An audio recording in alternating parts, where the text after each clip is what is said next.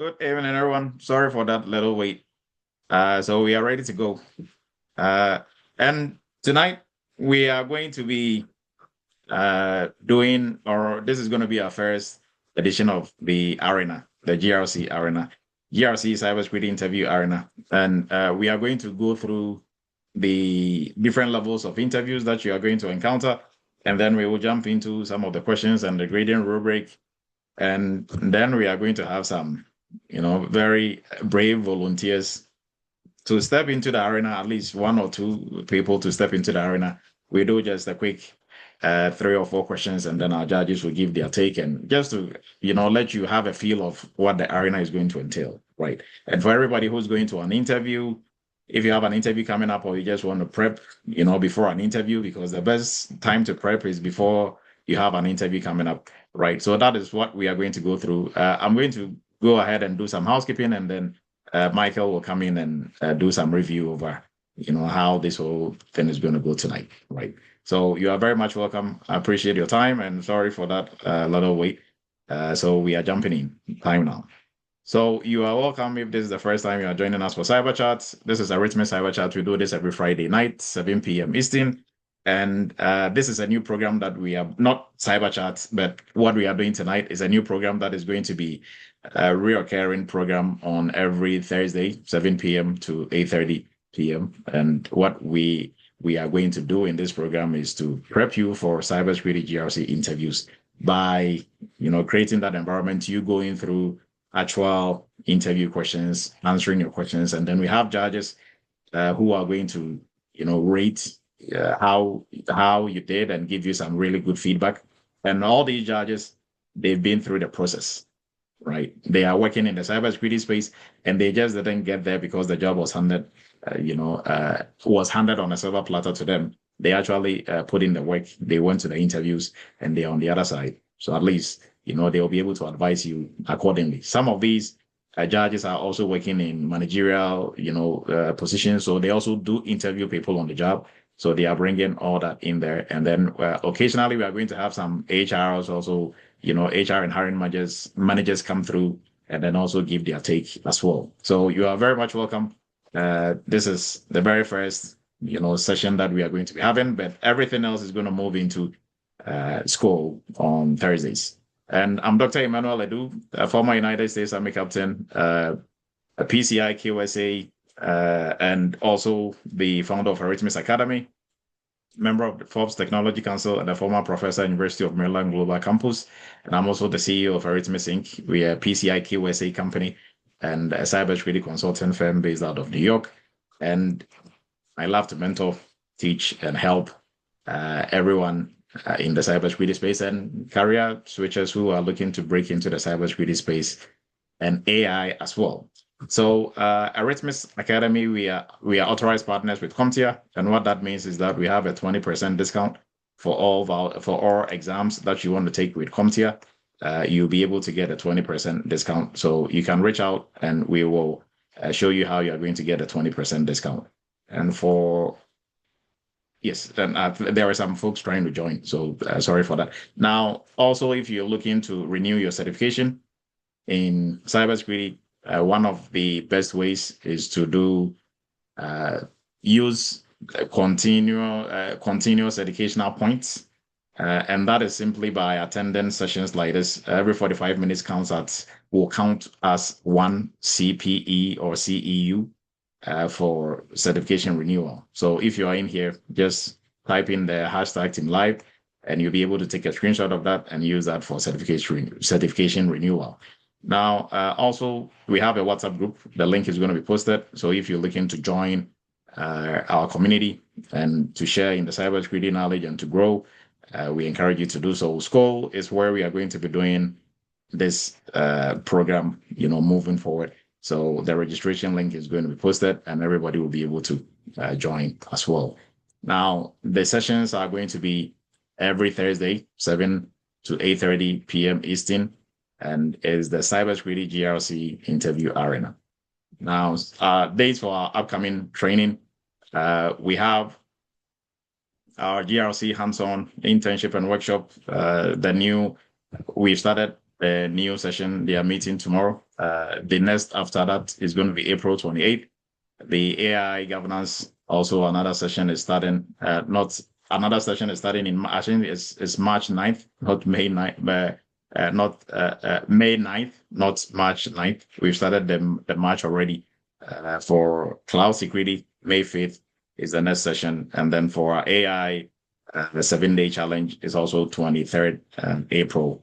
And then we have our PCI DSS program also starting on the 4th, and cybersecurity entry level course on 16th of April, right? So these are the dates for the upcoming ones, and this is the 7-day challenge as well. And for anyone on here looking to break into the cybersecurity space, the best course out there to help you do this is our cybersecurity entry level course. It comes with giving you a very strong foundation in cybersecurity, and then also you working on some projects, hands-on. That is what employers are looking for, and with some help with job placement, interview prep, like we do on the Arena. We are doing full blown on the Arena now, and then with resume prep and others as well, right? And then for folks who've had some cybersecurity training, you have a degree, you have some training, but you really don't have the hands-on, you've not worked on any project. The GRC internship and workshop is a place that is going to help you do this. You work on real-world projects, on at least 8 to 10 real-world projects from it cuts across different areas of GRC and cybersecurity. And this is going to help you really gain that experience before you move into a role, because employers are looking for what you can do, not what you just know. So it's not about your certifications or your degrees. All that is good. But if you have those and you've not done anything, even if they give you the job, you are going to run away and leave the job there, right? And we are going to move into our cloud security as well. So for cloud security, for anyone who, if you are already in the cybersecurity space, looking to, move up the cybersecurity career ladder, it is always good to add to your toolbox. So, and you should also know how to do security in the cloud as well. And this is a course that takes you through AWS, Azure, Google Cloud. So it is vendor neutral. It is very hands-on. You are going to learn way more than you've ever, even if you've taken a cloud class before. What you're going to learn here, you've never seen anywhere else, right? So look into this also as well. And then our AI specialist, AI governance specialist, this is for everybody, whether you have a background in cybersecurity or not. We encourage you to look into this. AI is here to stay. How to govern and how to protect assets that we have in the AI space is what we are looking at here, right? So look at it more like GRC, but GRC for AI, but it goes beyond GRC also as well, because there is more that we do here as well in the AI space. So if you're a cybersecurity professional currently working, you have a job already, don't wait for you to be replaced by somebody who knows AI. This is the opportunity for you to learn and grow. And even if they have an AI person come on board, it is beneficial if you know way more than you're supposed to do. Because even as a security professional, your AI assets are part of your scope, right? So it's only prudent for you to look into this and enroll as soon as possible. And then for folks who are looking to break into the 200K, 250K in the cybersecurity space, this is the course for you. The PCI DSS, the Payment Security Compliance Program. This is the program that is going to help you break into those, big roles, right? The PCI manager and all those other roles. And those are the ones that are really paying the 300Ks, the 250, the 400. That is where you can easily break through with one job paying you that much. So our link is going to be posted for the WhatsApp group and all the other courses that we spoke about. Now, we are going to go over the different levels of interviews, and then we are going to ask for at least 2 volunteers, people who are, if you think, you're up to the task, and everybody is, and this is a safe learning environment. That is why we created this. And that is what we are going to be doing every Thursday. So we are here to learn in a safe environment, to fail and to grow and to practice and polish up and become really good at our interviewing skills, right? Because that is what is holding a lot of people back, especially a lot of career switches. So that is why we are doing this.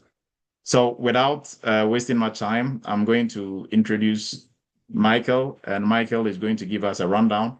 But I'm going to be sharing the screen for Michael, and Michael is going to walk us through how this whole program is going to go. Right. So, Michael, if you are ready. Dr. Edu, can I ask a quick question? Yes, go ahead, Andy. It's with your dates. Did you say the meeting is going to be from Thursdays?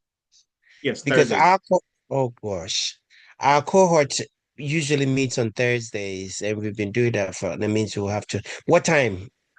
So 7 to 8:30. Same time.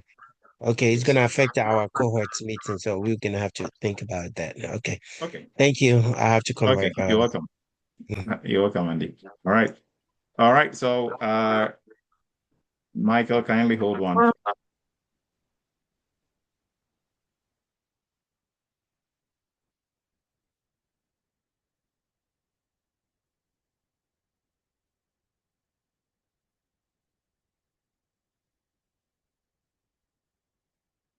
We still have some folks coming in.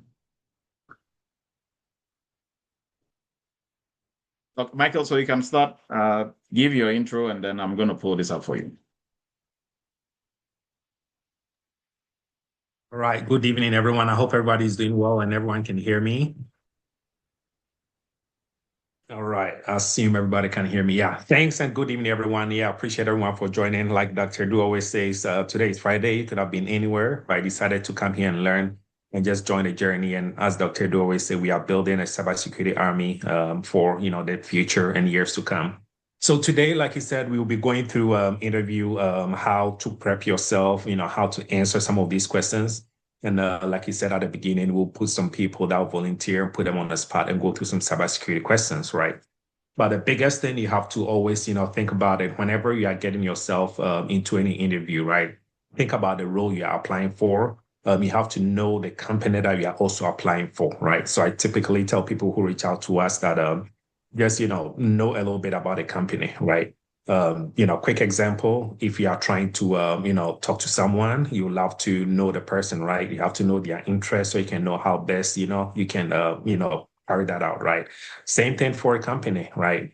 Before you try to work for a different, any company, you have to learn about the company, their mission statement, their vision and stuff like that, right? So that's going to help you become very, very successful. So this interview section, what we call the arena, it's broken down to different sections, and that's what I'm going to walk you through, or as you can see on the screen. Typically for, every normal scenario when it comes to interview, it will typically start with recruiting, right? So the recruiting or typically they call them talent acquisition team. They are pretty much the people who will start reaching out, getting a pool of candidates, and they will send them over to, the hiring manager, or they'll start a screening process, right? So for the most part, if you are not reached out by like maybe any sourcing company, and it's like pretty much the company is reaching out to you directly, it will be their talent acquisition or their pretty much recruiting team, right? And typically you want to observe, they are looking for, some few things, which is, they will try to learn about your background.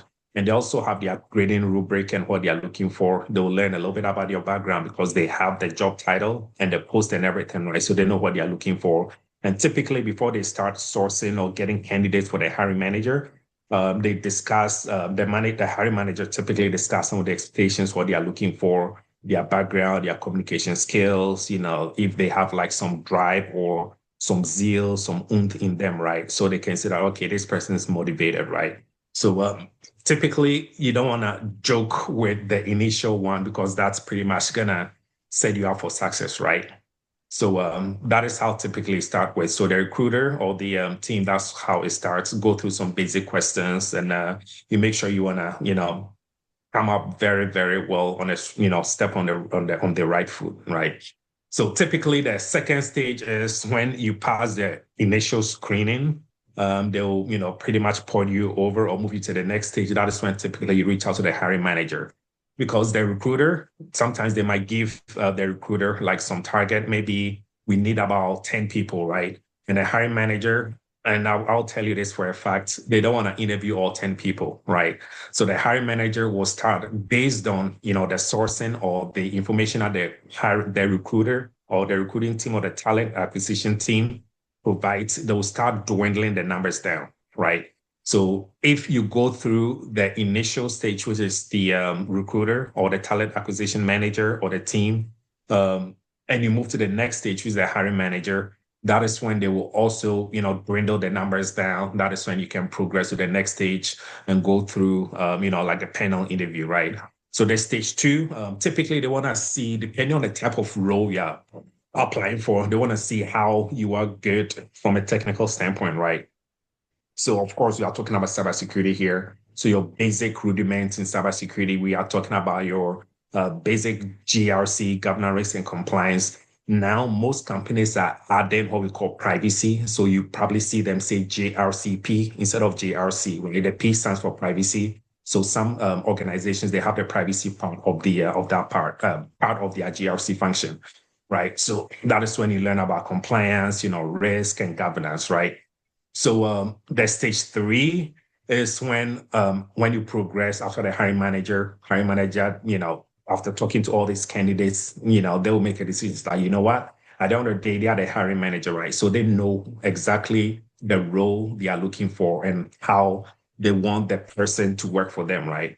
So that is when they will start, okay, I like this person based on ABCD. I like the other person based on ABCD. And most hiring managers, they don't want to make the decision solely themselves. They'll kind of, I wouldn't say all, but most hiring managers, right, the good ones that I've seen, they work with like a team, right? So they will also try to get a feel of, these candidates based on their conversation with their team members, right? So the stage three is when the hiring manager moves you to the next stage. So they're like, okay, I'm fine with maybe dwindle to like about 5 people. Now, out of the 5, I have my picks, but I want some other opinion from my team members, right? So the hiring manager might probably be hiring for a role in compliance, right? Maybe they have a team that working on maybe SOC 2, PCI, NIST, what have you, right? So they have individual people leading this whole maybe, function, right? So they'll try and get, team members from each function so they can give their perspective. So the third part is when you proceed from the hiring manager to meet a panel or a team, right? Typically, depending on the size of the company, you are looking somewhere around, mostly you see like around 3 to 4, but I've seen people who have been through like panel interviews that have been, the hot seat and speaking to about 5 or 6 different people, right? It all depends, right? It's not like one size or one, hat fit all. It just depends, right? And that is when you go into what we call our scenario-based questions, because they want to test your problem solving.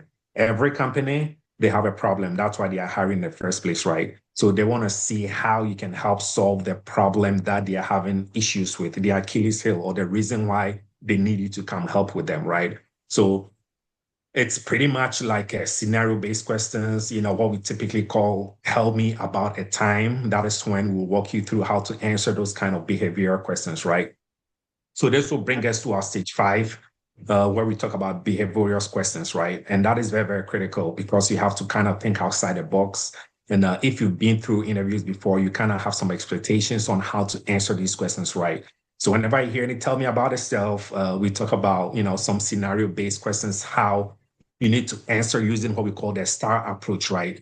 You talk about a situation, the task that you, were asked to do, the actions that you took, and also the results, right? So we have that acronym which represents STAR: situation, task, action, and results. And this is how you want to answer your question. And these are all grading rubrics. All hiring managers know. They pop it over to all the team members who actually be performing the interview. So they'll be grading you based on how you answer these questions. So it is very, very critical that you understand this basic rudiment of answering questions that is, behavioral in nature, right? And once you proceed after that stage, that is when maybe the hiring manager, they make a decision. Typically, we call that your interview loop because you are, looping between, different, team members, right? So when they place, they do a recommendation, the hiring manager will do typically a debrief after that particular section. They'll do a debrief that, okay, we have about 5 candidates. You all spoke to them, like, let me know what you feel. All of them will give their feedback. Ultimately, the hiring manager is supposed to make the decision, right? So different companies, they have what they call the bar raiser, right? Pretty much the person who makes the call, right? So it's very, very critical that every stage you put in your best and you know exactly what is expected from you from all these stages. So the last part is sometimes the hiring manager also has a boss, right? Typically, that's when you see like a director or senior director level. I've seen people who has pretty much gone all the way up to the CISO level, right? Because they find out pretty much, depending on the type of role you are applying for, sometimes the CISO want to kind of know you. And at that stage, you are pretty much very close to the finish line. So that is when they talk about some, leadership, strong strategic thinking, depending on the type of role that you apply for. If it's not like a low level, maybe analyst 1, 2, 3, or manager or senior manager, typically that's how the level runs to, right? So sometimes depending on level, you might not speak directly to the CISO, maybe right after the hiring manager and also the panel, you might probably be done and getting ready for, an offer if you make through. But depending on the level of the role you're applying for, typically we see this around like manager and senior manager and directors, right? Typically the CISO or the senior director will probably want to talk to you as well. So that is when they gauge how you think strategically, right? So we have, of course, our strategic, tactical and operational, right? All they want is long term, 3 to 5 years. How do you want to see our compliance engagement? How do you want to see how we run pretty much our PCI? Our SOC 2? Are we going to, put in some automation, right? So they want more strategic thinking. So those type of level, you will not hear a lot of, technical questions. They just want to see strategic problem solving and also how you resolve conflicts because you'll be working with a lot of team members. And that's a high, depending on the role that you're applying for, like I said, depends on some of your responsibilities, right? We have what we call our IC, individual contributors, and also we have what we call people manager, PM, right? You might have a senior role, but it's only an IC, what we call an IC, individual contributor. So nobody's reporting to you. You're just a senior, you're just doing your job. And with the same senior manager role, you can have a role that people will be reporting to you. And that's what we call people manager. So sometimes they test your skills, and trust me, you find this in every company. Some people, they just don't want to lead anybody. They just want to do their job, go home to their family, right? So we call them individual contributors. And once we start, this whole program will show you how all these works, right? So typically, this is how the typical structure of interview, that's how you're looking at. We'll start with like a recruiter or the talent acquisition team, depending on how the company is set up. Once you proceed to the next stage, that is when you talk to the hiring manager. Typically, the hiring manager, the second stage, wants to do their own personal screening because they know exactly who they want, right? And once you proceed after the hiring manager, you go to a panel, right? Because hiring manager will want to involve their teams as well. So they might have like about 3 or 4 or 5, depending on the size of the company, and they'll do one. And once they, finalize and, come to maybe like 1 or 2 people, sometimes they always have a backup option, right? Maybe they will extend an offer to the first person. The first person might not like it. Probably they were also applying for other jobs and they have the opportunities, right? And I've seen this all the time. Sometimes they make it all the way to the end, they extend an offer, they end up declining the offer, right? So typically they try to get like about 2 candidates for the most part, depending on how, the company runs. And once you proceed to that, they will recommend you to maybe the one above the hiring manager, like what I just talked about, right? So that is when they are looking at your strategic thinking, your problem solving skills, your people management, experience, conflict resolution, how to create policies. I cannot stress this enough. How to create policies. I can give a lot of examples, and that's how they want strategic thinking, right? Think like a manager, right? Okay. So once you're done with all of that, that is when they start extending offer to you and you start those negotiations, right? So this is how we'll be running the interview process when you are in the hot seat in the arena. And we also have a scoring or grading rubric, and we'll be explaining that to you all as well. So that is typically like a score sheet, right? And this will pretty much be given to all those who be interviewing you, right? And this is not like a one size fit all. Every company has their own grading rubric. Some of them say scale of 1 to 5. Some are 1 to 10. Like it's the same premise, right? So they try to grade you based on different, categories, right? They want to see how you think strategically, your problem solving skills, how you are able to think on your feet. Sometimes they just throw in some questions to just test how you think outside the box, right? They don't want to ask you like, okay, tell me about risk. So you can just memorize, hey, risk is, just spit it out, right? So they want to ask you some questions to test your ability to kind of think outside the box a little bit. So they have, a category for how did you score on your basic, knowledge in, cybersecurity or GRC, depending on the type of who you're applying for, how you do critical thinking, problem solving, how you do communicate, right? Communication and clarity is very, very key because if you are applying for like a high level, typically we have like analyst 1, 2, 3, and you move straight to like a manager and you move to like a senior manager, right?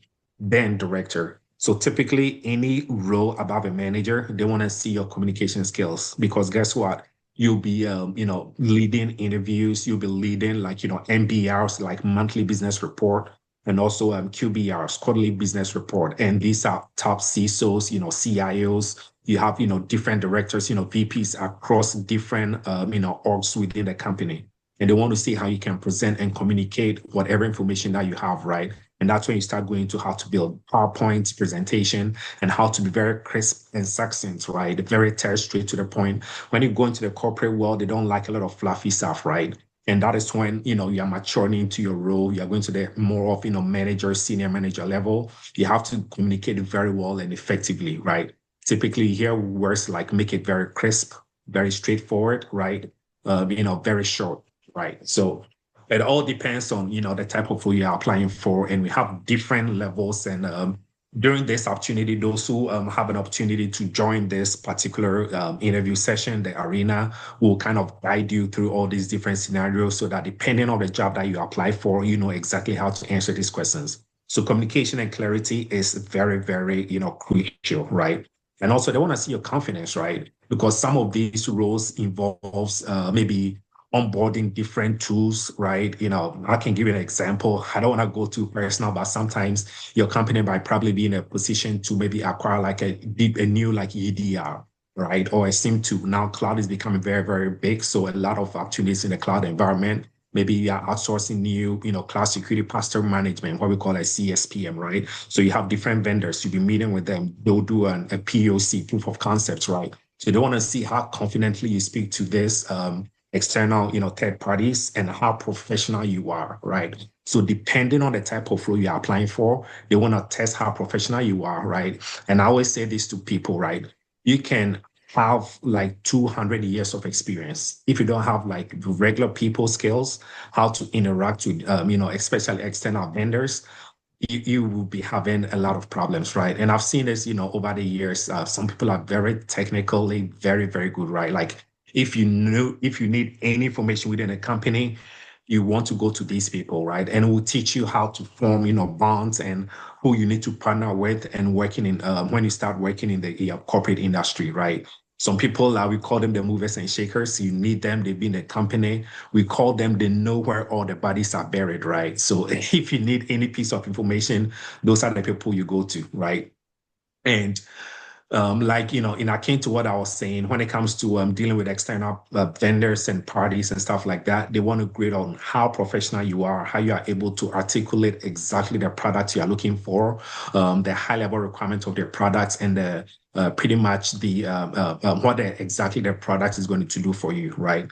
So depending on your type of role, which is very key, right? This might grade you on your confidence and also professional level as well. And also understanding the business, right? Sometimes, high level management, you're looking at the business, they are there to make money, right?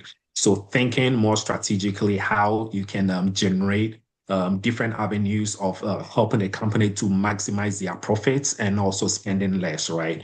So if you have like maybe a whole, compliance team and it's costing you this X amount of dollars, as the senior manager, right? How can you think to reduce the spending and getting that same, work or job done, right? There are ways to go about that, and they will be running through all of that, right? So depending on the type of role that you apply for, you'll be graded amongst all these things, right? I can think, business, strategic, because every company, every business, every organization is there to make money, right?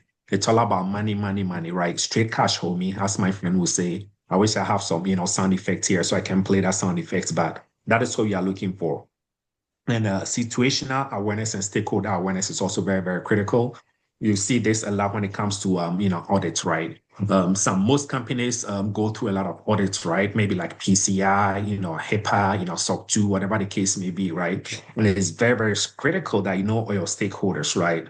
Internal stakeholders and external stakeholders, right? Internally is when you're doing like internal audits, you have different functions within the business, right? You have the EIT enterprise, information technology. You have the vulnerability management, IAM, identity and access management. You have your cloud team where you have all your solutions and cloud security architects, right? And also you have your compliance team. You have legal, like different teams, right? They all play a role in compliance, right? So when you're talking about your architects, how to review diagrams and stuff like that, you have to know your stakeholders. You have to prep them. You have to train them so they can perform well on all these audits.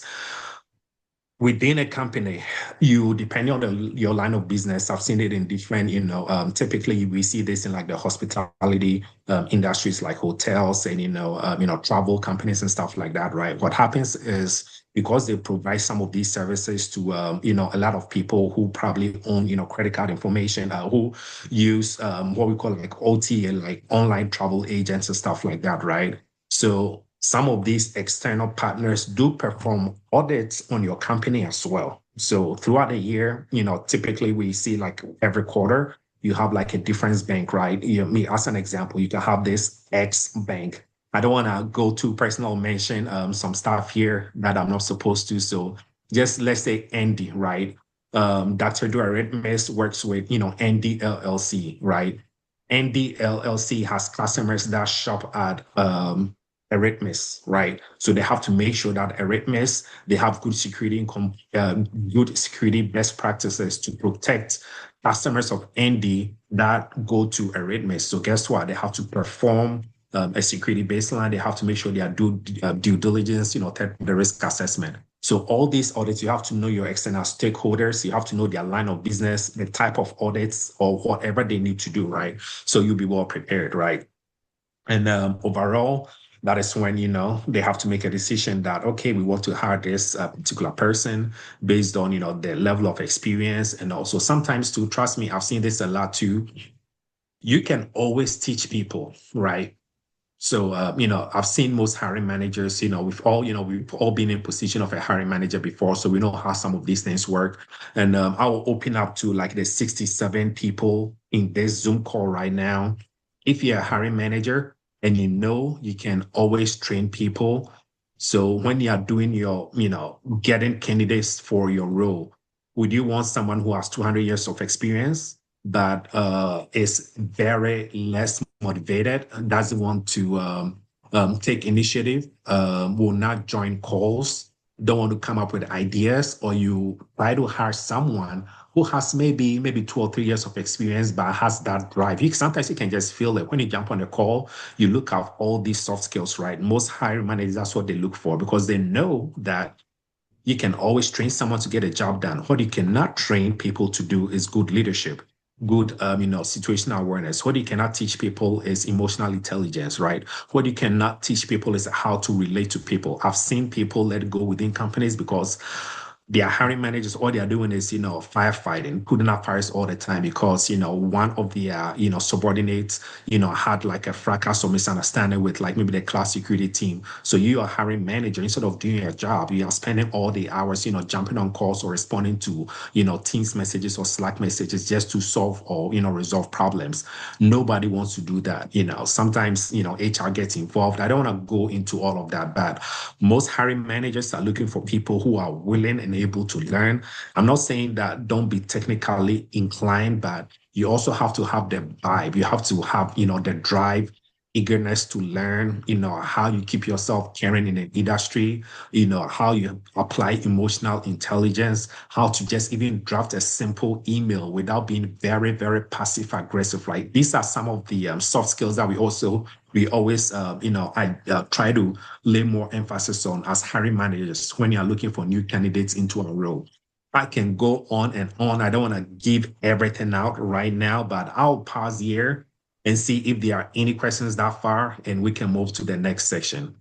Thanks, everyone. I hope you all learned something today and you are kind of looking forward to exactly how this whole course is structured. Because at the end of the day, the goal is to make sure we train and prepare you well. Some people are very, very good when it comes to the technical knowledge. Some people are very good when it comes to emotional intelligence. But when you put them in front of a camera to go perform an interview, it's like they don't even know how to talk. And I have genuinely seen people like that, and all they need is some prep, some confidence, and they'll be good to go. So that is what this arena or cybersecurity GRC arena interview prep is supposed to achieve, to bridge that gap and solve all the problems, especially people who are very good. But when it comes to interviewing people, when it comes to interviews, how to organize themselves, how to prepare for those interviews, and what hiring managers, employees are looking for. That is the gap that they are missing. And that is what this program or this particular portfolio is seeking to achieve. So I'll pause here for a second and see if there are any questions that far, and we can move into the next section. All right. Thank you, Michael. So I have a question though. So I have you, I saw you went through 6 stages. Does that mean on the job I'm going to do, if I'm applying to a cybersecurity or GRC role, I'm going to do 6 interviews? And no, it's not like one size fit all, right? So depending on the type of role that you're applying for, I've seen structures where someone, when you pass through the talent acquisition phase, they're recommending to the hiring manager speak to you, done, hired, right? Some roles, they want to hire very quick. They know exactly who they are looking for. So once they get, the employee screened and handed over to the hiring manager, probably have to go to probably maybe 2 or 3 stages. I've seen people only going to 3 stages because the hiring manager just wanted like a second opinion. So right after the talent acquisition or the recruiting team, they pass it on to the hiring manager. Hiring manager interviews, knows exactly what they want, and they feel like they have exactly what they need. They just get a second opinion from like a team members, and that's it. They don't even go out further to speak to even like a CISO or a senior director, right? However, I've also seen some interviews, right? Depending on the type of company, they want to go through the whole interview loop. Some, not most, but some senior directors wants to kind of have a feel of who they are hiring, make sure that the person is a good fit for the company, which is very, very critical, right? I was just speaking to my friend and helping a friend who just is in the last stage of applying in the last stage of interview at St. Jude, right? As a cloud security architect, just going over, helping prepping this person, very good. But because of the mission of the company, it's a nonprofit, because there are some, things that you need to learn, right, to support the cause. So when it comes to compensation, it's a little bit different, right? So I don't want to go to all the details, but depending on the type of company, their mission and what they seek to achieve will determine how the interview process is going to go. So to your question, you can go only as 3. And I've seen people go through 7 different stages. It all depends. So it's not a one size fit all. All right. Thank you, Michael. So if there are any questions, you can raise your virtual hand and ask your question. But either than that, we are going to, I will pick our judges, and then if you have an interview coming up, you can raise your virtual hand. We are going to do 2 people, 3 sessions, right? So for the program that is starting on this coming Thursday, tentatively, every week we will have the group already. I mean, for those who are going to subscribe, we will have the group already. So if you have an interview coming up or not, we'll pick a person, give you the job description, and then on Thursday you are going to come for the, be in the hot seat, and we are going to walk you through the different stages, and you ask the questions, we give you feedback. The judges are going to, judge and stuff. So anyone, if you're about to go to an interview, or you just want to put yourself on the spot just to test what you have, the questions we are going to ask are general GRC cybersecurity questions, right? So, and this is an environment to fail and grow. So if you want to put yourself on the spot, you can raise your virtual hand. So, and I also have, Dr. D, is it the kindly hold on. So I also have somebody in mind that I'm going to, push into this, whether he likes it or not. But before that, our judges, we have Michael Yeboah, we have Gabriel, and Isaac. I saw Isaac was also able to make it. Isaac, and then anybody else that I'm missing for the judges. And for the judges, we have a pool of judges that we are going to cycle through every week. Right now, this session, if you are lucky to be picked to be interviewed, because next week the ones that we do on Thursday, they are not going to be on Cyber Chat, and you have to subscribe to school to be able to participate in that. Right. So Andy, you can go ahead and ask your question. I was asking, so what level, is it the HR level or? No, we are doing at least all three. So HR, then you go to hiring manager, then you go to, right. So we will do all three. So I think someone said they are going to an interview. Uchuba, if you are going to an interview and you want to jump onto this, but aside Uchuba, I'm going to have, is Michael Anim still on here?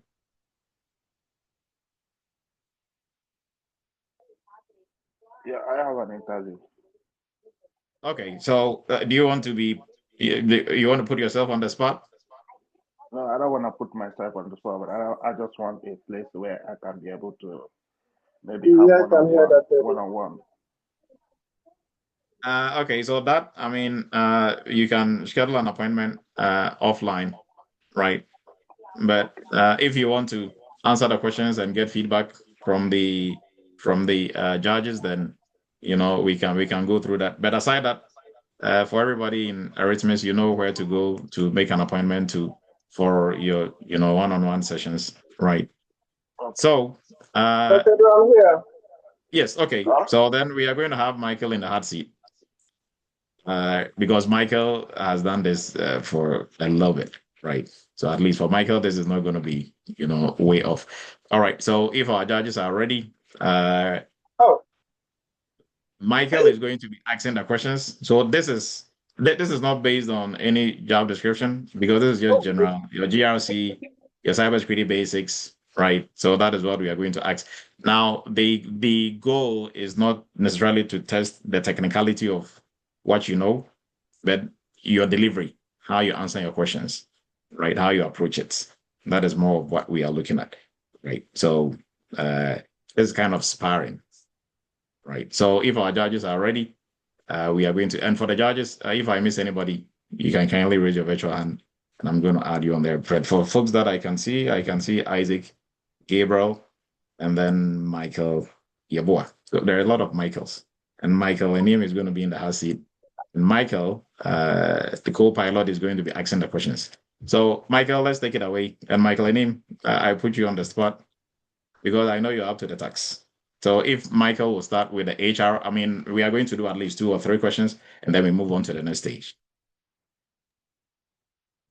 All right. Thank you, Mike, my own namesake, for stepping up. So like Dr. Du said, typically, just to give some people some background, because this is also a learning opportunity for people, right? Typically, your your talent acquisition or either hiring, the talent acquisition or the recruiters, sometimes they are not very technical. So they are not here to test you too much, like Dr. Du and your technical ability, right? They want to see if you're a good fit and how you saw and apply for this role, right? They want to know if you are kind of fitting your current role. But I don't want to help you answer your questions, so I'll just ask you so you can go straight forward to it, right? So, Mike, if you're ready, can you tell me a little bit about yourself and your interest in this role as well? So, can you tell me a little bit about yourself and your interest in this role? And this role, just think about regular, GRC, cybersecurity analyst job.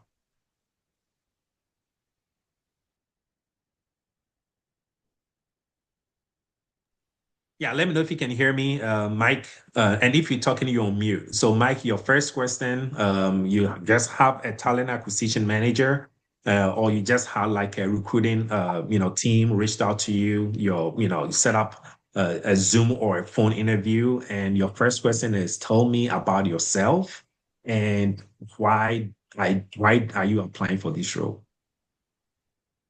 Well, thank you very much for the opportunity provided. I'm Michael Enim, a GRC professional of 5 years plus.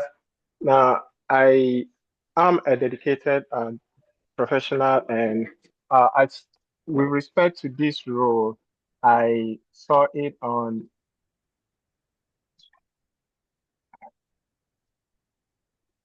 I'm sorry. Okay, so okay, hold on. Let me start. All right, thank you for the opportunity. My name is Michael. Thank you for the opportunity provided for to interview for this role. As a dedicated cybersecurity professional uh, of 4 or 5 years plus, I have been involved in my current role and previous roles with risk assessment. I am also responsible for running a risk register and ensuring that risk that are identified are tracked and remediated and followed through to completion. Now, I'm also involved with supporting audits, both internal and external audits, and I lead the vulnerability management team to ensure that vulnerabilities are identified are also remediated and uh, you know uh, risk owners are also identified at the same time to ensure that the identified risks are remediated completely. I would say that I am interested in this role. I have what it takes to come on and hit the ground running to support the vision of the organization, which is to ensure that you take care of the customer needs and ensure that your compliance needs are also met. So this is a little about myself and why I am interested in taking on the opportunity to join your team. Thank you. Right. Thank you very much, Mike. I appreciate your answer. So I'll be asking you a second question. I was just looking at your resume and I saw that in your resume that you have worked in diverse roles, including um, vulnerability management and also helping with some compliance frameworks. Can you just tell me a little bit more about, working with vulnerability management and some compliance frameworks that you were talking about?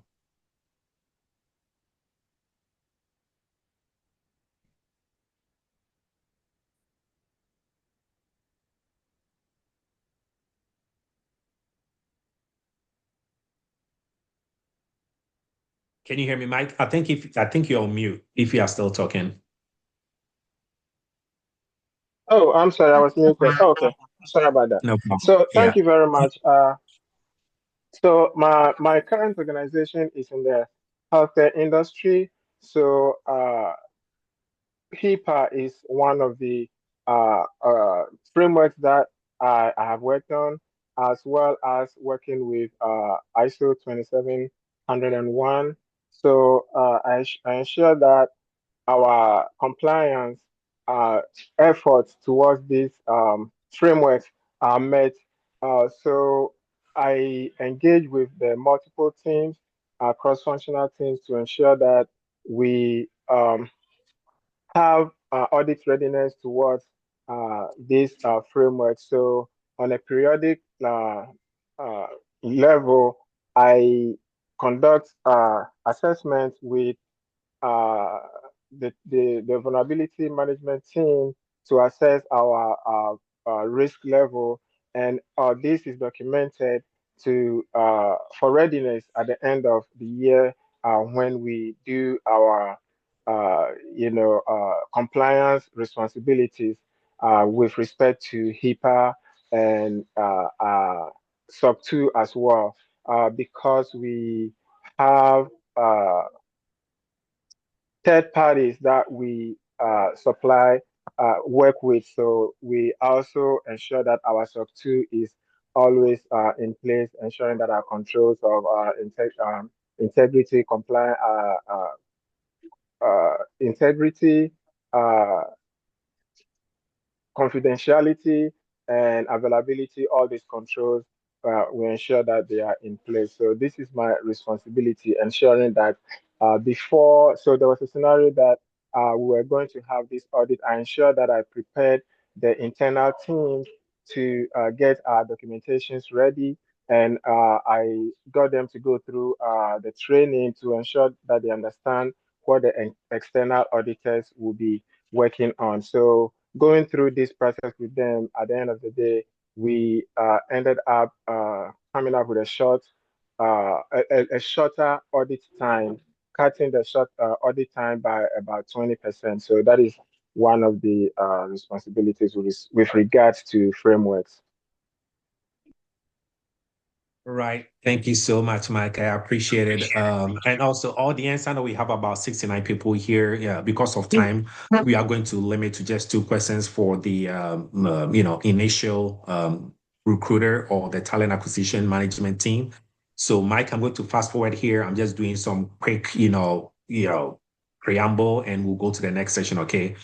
Hey, Michael, my name is Brendan. I spoke to you about 3 days ago, and you did apply for a role, and I talked to you about. I think we liked you. I spoke with our hiring manager. He really wants to talk to you and learn more about how you can best help our company. So I've sent you an email with some availabilities, so you can let us know when we'll be available to talk to our hiring manager. So, Mike, you responded to the email. You've already chose a time and date. I want to speak to the hiring manager. So, hey, thank you, Michael. My name is Stephen. I'm the head of compliance here at Mike LLC. Thank you so much for applying. I spoke to our, talent acquisition team. It looks like a very good candidate, and I'll be asking you some few questions. So going through your resume, Mike, I saw that you've worked in HIPAA and some compliance. Can you tell me some of the difficult controls that you've been, assigned to work on, and how do you overcome those controls? Because our company, we have some controls that we do struggle with, and we want someone that can help implement some controls or improve some of our controls. So can you talk to me about any controls that your previous role you've struggled with and how you've helped improve those controls? Thank you very much. So one of the, I'm getting a feedback.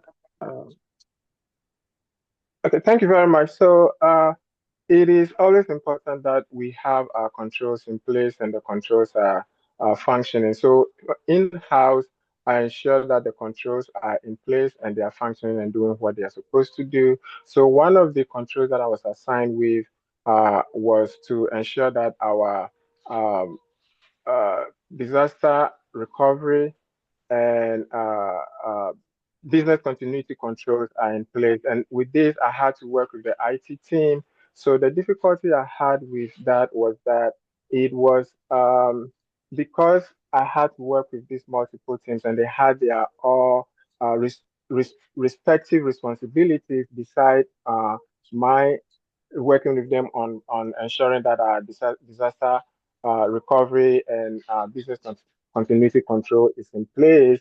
I ensured that I gave them a heads up. We started the program ahead on time. So that way we had enough time to ensure that we had a control in place. So the control that we're working on was to be able to have our backup, in place so that in case where, it is not a case of if there will be a breach, but when there is a breach. So ensuring that we have these controls in place was what I was supposed to run through with them. And the difficulty was because of their other responsibilities, I was having the difficulty of getting them to meet the timeline for us working and establishing the control. So how I went around that was to ensure that they are aware of what we are going to do. I briefed them ahead on time, so that helped us to work on that efficiently. So that's one of the controls that I had to work on. All right. Thank you so much, Mike. I can tell that was a little bit challenging when you're working on that. So my next question for you, Mike. So we are really struggling with our internal stakeholders in continuously monitoring our controls, right? So we don't have a very good system in place as far as doing like internal what we call our control monitoring to test the effectiveness of our controls, right? So we want someone who can come in and help build like a program where we can internally test our controls, because we do audits every year, and sometimes we have a lot of gaps that we need to fill. So can you tell me, if you've had any experience, or tell me about a time where you've built any internal, continuous monitoring process that helped improve your controls and also your compliance? But thank you very much. So with as mentioned earlier on, controls needs first of all to be established and be in place and functioning. The difficulty we were having at a point in time was that we did not have the control owners who were continuously monitoring the controls. So I ensured that I work with the control custodians, so the control custodians who continuously work on the control to ensure its efficiency were not able to identify this. So I talked with the business owners to be able to understand who were the control owners were, and if they were not, we established one. So I also ensured that I track that in our GRC platform. So what I did was I identified the control and also was able to link the control with the control owner. So when there was a control gap, I will be able to work with the control owner to remediate the gap, record that in the GRC platform, and track it to completion. So that is what I have done with ensuring that controls are in place, they are monitored and continuously. And when there's a gap, we are able to remediate that. So that helped with tracking our controls, and it improved our compliance posture, resulting in our audit our audit in that year with less issues, and we didn't have the issue where the auditors kept coming back with questions back and forth. So that was how I helped improve that process. All right.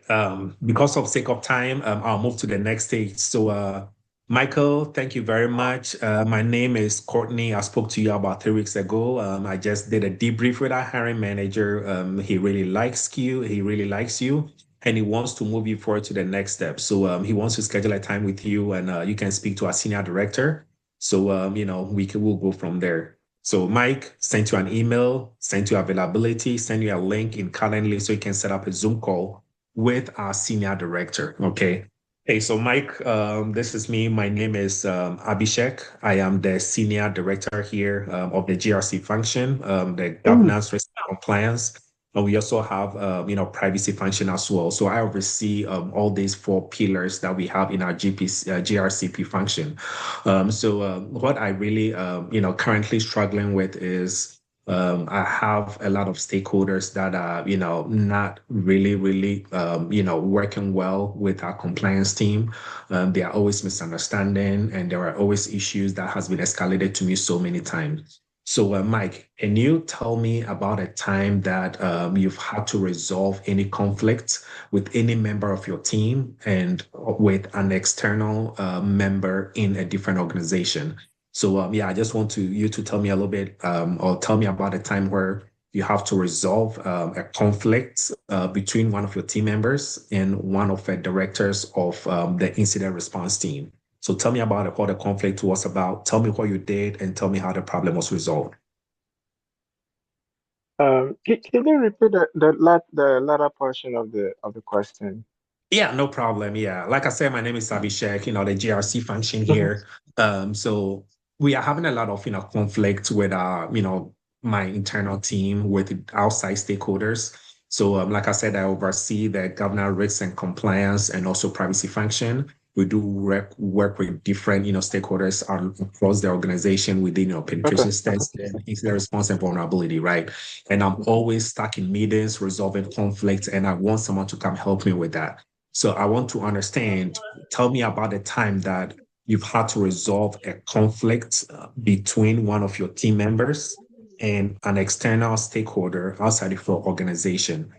What was the situation and how did you resolve the problem?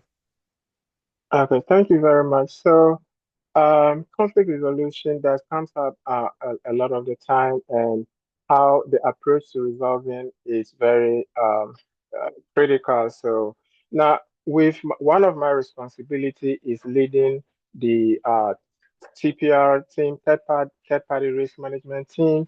So there was a situation where a business unit proposed to use a tool for their business department. So they had a timeline for the project to be completed. The business owner was pushing for the tool to be adopted and implemented uh, in the middle of us, the security team, performing the security uh, evaluation. And because we were not done with the security evaluation, I had to uh, I had to work with the TPR team to explain to the business owner the necessity of performing the security evaluation, just to ensure that the security posture of the organization, as well as the tool, uh, is in a good place, so that we don't end up coming up with breaches that is spilling over from that organization, as well as the tool, because the tool was going to have access to critical data in the organization. So I explained the impact that a breach might have on the organization. For instance, we may end up having, I explained to him that we may end up having a compliance, consequences, as well as financial impact on the organization, as well as reputational impact. So after a sit down and an explanation to the business owner, we all came to that agreement, and he understood, waited for us to still work on the security evaluation uh, within the same period of time. It was just extended just a couple of days, but it was workable, and that's how I was able to handle that situation, by ensuring that I understood where he was coming from, and also explain the risk involved. So that's how I worked around that. All right. Thank you so much, Mike. So my last question for you today is, so from a strategic standpoint, we are very, very, cloud dominant. Most of our resources and services are in cloud, AWS to be specific. We have some little, services and microservices in Azure as well. But currently, we don't have any, cloud security posture management. We ingest a lot of logs and, stuff like that. So, within the next 2 to 3 years, I'm looking forward to onboard a tool that will monitor the health of all our cloud platform and our cloud resources. Have you been involved in any role of running a program from scratch and onboarding a tool and deploying it across the environment before?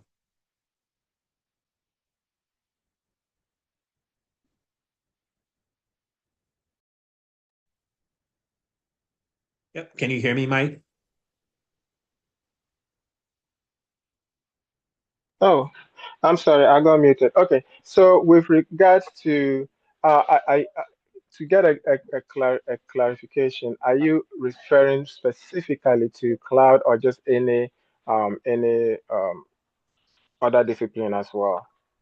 Yeah, no, just cloud. Yeah, we have a lot of resources, a lot of tools in our cloud environment, and we want to increase our cloud security posture, right? So we want to onboard a tool to pretty much monitor all our cloud services to make sure that, from a cloud security perspective, we are good to go. So within the next 3 years, when I have you, if I have you as a candidate, I want you to lead an enterprise-wide onboarding, a cloud security platform, so we can deploy it across the environment. So you'll be working on, finding different vendors, doing an active POC and doing all that, cloud security compliance. So have you, been involved in Oh, any okay. role where you've onboarded a tool and be used across the organization, like enterprise-wide grade tool? Yes, yes, yes, yes. So, in my responsibility currently, I've led multiple, efforts to board on board tools. Now, there was a situation where we were looking at onboarding a same tool. So the I led a team to perform the evaluations.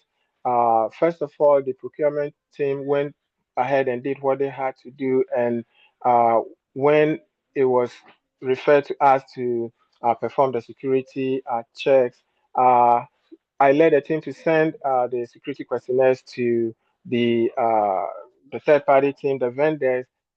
They brought back the response from the security questionnaire. We evaluated both. We had multiple vendors. So what we did was to evaluate uh, both organizations and the tool. And then we came out with a criteria of scoring the the vendors. So the choice was made between uh, whose tool based on usability, user friendliness, and also their security posture of the organization. Uh, and then the decision was made and was forwarded to the senior management for them to make the final decision. But prior to that, it's just to ensure that the security posture of the vendors are in the good place, assessing the controls. We requested for SOC 2 uh, documentation. If there was one that had compliance with PCI, we requested for the PCI compliance documentation, as well as requesting for their business continuity data recovery, as well as all their policies, just to review it and to ensure that whatever controls that their data management processes were in good standing, how they handle data. We also look at for instance, how they respond to critical gaps, ensuring that we establish SLAs with. I worked with the compliance and legal team as we put in this contractual language to ensure that it reflects our internal security policy to ensure that the SLAs are clear. So it starts from the onboarding through continuous monitoring and also look at offboarding processes as well. So this is how I went through the process, starting from pre-onboarding, onboarding, and as we work with them, what SLAs they were supposed to meet.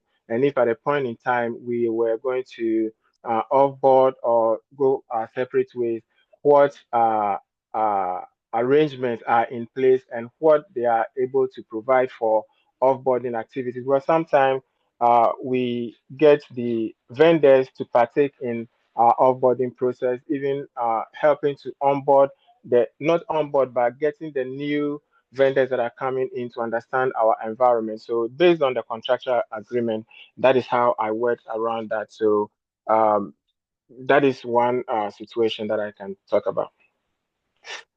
All right. Thank you so much, Mike. It was nice talking to you. I'm going to pretend here, Mike. Do you have any questions for me that you want to know before onboarding? So because of time, I assume you just asked some one or two questions. What Yes, you sir. wanted to know, ask, I just answered it. So thank you so much, Mike. I'll talk to my hiring manager. Courtney, my hiring manager, will speak to the talent acquisition manager, and we'll talk to you about next steps. Thank you so much. I hope you have a wonderful weekend. My wife and I will be taking our kids to the zoo. So I hope you also enjoy some time with your family and looking forward to next steps through our talent acquisition manager. So have a great weekend. All right. So thanks, everyone. Because of time, I think we are 33, an hour and 33 minutes after we started. So pretty much spend an hour and a half here. We'll go straight into our, our grading rubric, and we'll invite our, pretty much our scoring team here. They'll provide some few feedbacks, and we'll go from there. So if you are ready, probably I'll give everyone like about 5 minutes, go over. I know it was structured like 3 different sections from the hiring, from the talent acquisition or the recruiting team, then the hiring manager, and also the senior director. So we can use that phased approach and provide some feedback for the initial stage, which was the, the talent acquisition or the hiring team. So I don't know if maybe Michael is ready to provide some feedback, or let me go through here.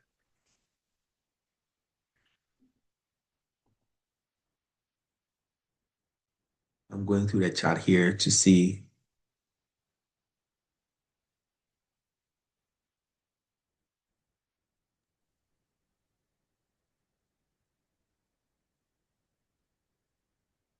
All right. So whilst our judges are waiting to hop on. Getting ready. Yeah. Great job, Michael. So Michael was just put on the spot. Yep. Michael didn't know this was coming. Right. Now, for the program, everybody will have the opportunity to prep. So you get the job descriptions way ahead of time, and it's going to be more tailored. Today, we did it more general, just to see the flow. Now, during the program, it's going to be more tailored to a specific job description. So you come prepped for that specific job description, right? But what Michael was going through was just, although there were some few technical stuff in there, but general interview questions. Why do you want to work for us? Why should we employ you over everybody else? How do you handle conflicts and stuff like that, right? So those are, interview questions that you're going to get everywhere. Now, if you were listening to Michael and going through there are some things that you're pointing out, oh, okay, I would have said this way, or not that, wouldn't have said it that way, or yeah, that was a good answer. For everybody who's participating in this, you have that opportunity learning from, how he's delivering. And then I saw somebody put in the chat, you go by the STAR method, right? So that will help you to have some situational awareness yourself. And then also for people in the hot seat, now you get the real world experience, right? But the best part is during your interview itself, your actual interview for a job, you're not going to have about 68 to 70 people listening in and, kind of grading you on their own levels. It's going to be just you and 1 or 2 or 3 people. So that takes some stress off you. But if you find yourself in this situation, then we are prepping you with some, a little bit more stress, being aware that everybody is listening in. But then everybody is also going to get a chance of sitting in the hot seat, right? So it's a very safe learning environment for you to grow, for you to learn and fail, right? So for Mike, great job. I just put Mike on the spot for a reason, and he knows why. For the answers that you gave, for the questions, they were not a bit too much, but for the answers that you gave, great. I mean, just off the hook, being put on the spot. I don't think many people will be able to maybe survive that, but you pull through really well. Now, for the grading, for our judges, you can score 1 to 5 because we didn't go all the way, all guns out. So we are not doing the 1 to 10. We're doing just 1 to 5. And this is just on delivery, right? And how answers were structured. And that is what we are looking at. So for me, for Michael, for the 3 stages, for the first stage with the HR side, I'll give Michael 3.5 over 5. So 3.5 out of 5. For the second stage, for the second interview, I'll give you 4 out of 5. For the last stage, I'll give you 3.9 out of 5, right? And that is really good for being put on the spot without any prep. And reasons for this is, yes, some of the, your stuff. I'm looking at the delivery. So the communication, the delivery side. And the delivery, always if you go with the STAR method, situation, task, action, results, you don't talk too much, right? And everybody talks too much. I can ask you, tell me about yourself, and you are going to talk too much. And the talking too much is not because you just like talking, but it means your answers are not structured and you didn't practice your lines. And for Michael, I mean, he didn't know this was coming.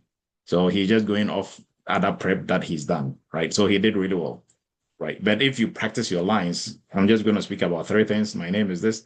This is my, experience. And these are the projects that I've worked on, or this is what I can do in relation to what they are looking for. And that's it.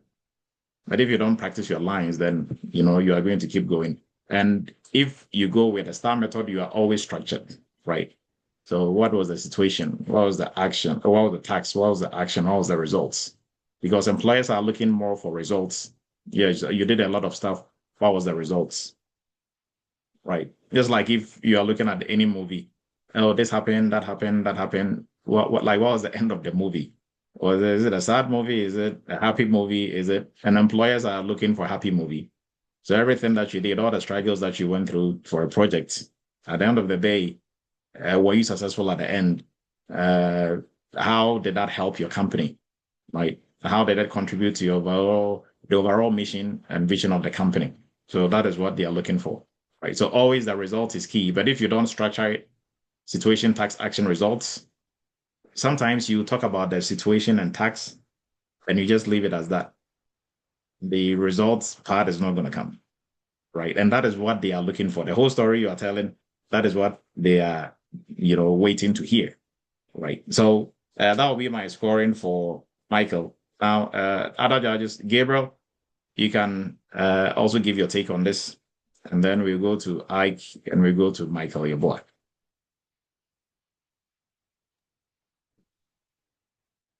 And then Michael MC will give his final take on this, and it'll be about wrapping up.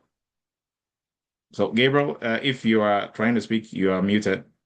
I'm not sure if Gabriel fell off, and he should still be on there. Okay, so whoever is ready. Okay, go ahead. Go ahead, please.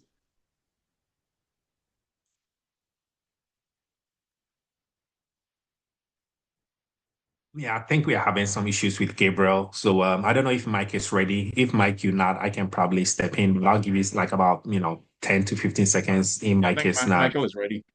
Michael Yes, is go ahead, ready. Mike. Yeah, I'm ready. Yes, yeah. So I think it was pretty good. I mean, Mike came in, swinging, came in strong. Yeah, and I do prep with Mike all the time, so I was expecting a little bit when it comes to the form. Definitely for the technical, functions, yes, he did, go there. He did have it all, but then definitely yes, it's a little bit more work to be done on the form and on the presentation. But then it makes sense because he didn't know this was coming, so he was just thrown into the lion's den. So yeah, which makes perfect sense. So for the first part for HR, yeah, I would say 3 because I was expecting him to just level set with the hiring manager. So you come in, you tell him your experiences, right? Some of the core functions that you currently manage in your current role. So you could have just let him know, hey, like currently, this is my name, this is my, my the areas that I currently manage. You could have mentioned auditing, creating awareness and ability management. So once you level set, then you can go in and break down all those functions. Like by it sounded like he was all over the place with that explanation about just tell me about yourself. So I'm gonna give him 3 for that. And for the second part, I'll give him 4 and also 4 for the chair stage because technically he was there, but it was just about a form. So I'm not gonna be able to give him a 5 on those. So yeah, pretty much yeah, pretty strong. He came in strong with not knowing what was gonna come out. Like he didn't know he was gonna be, thrown in to just do this. So I'll say yeah. So 3, 4, and 4 for me.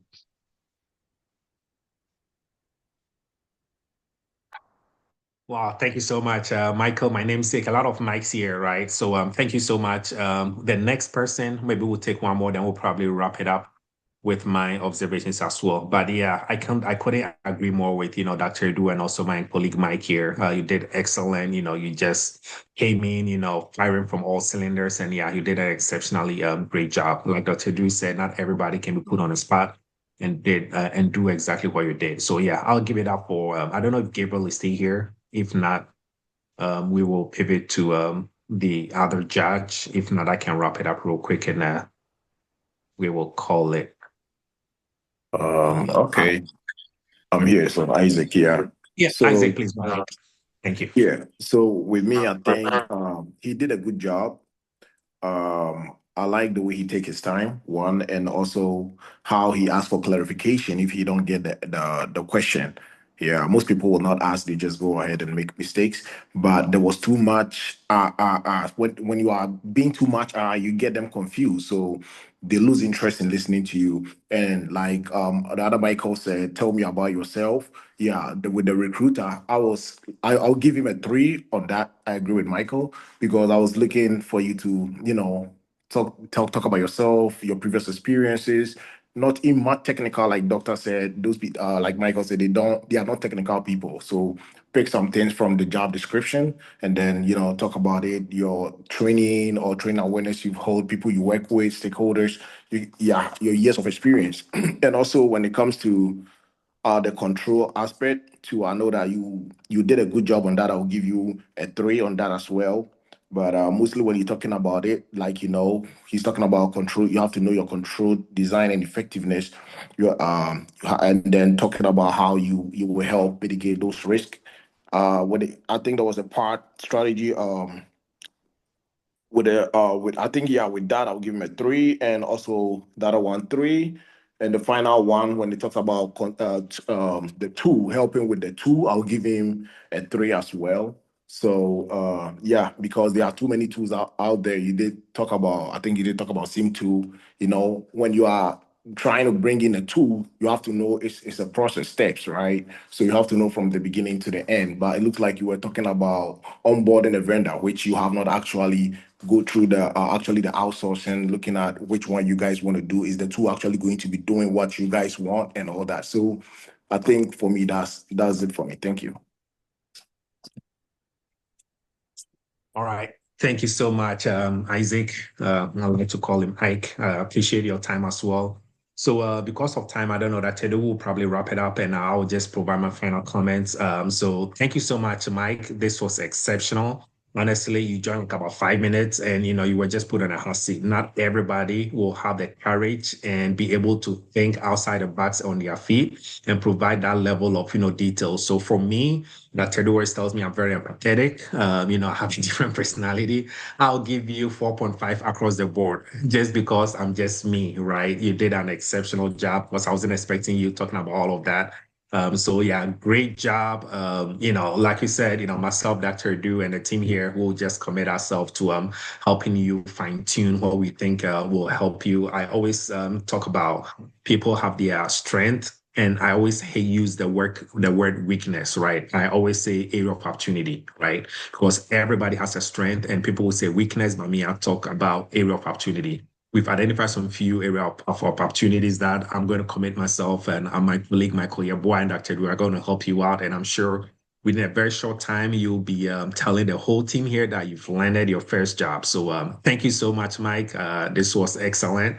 I appreciate you stepping up and providing all these details. And I hope everybody else here, there's 68 people here, you learned something today. This is just the tip of the iceberg. We just wanted you to know and have a feel of how it's going to look like.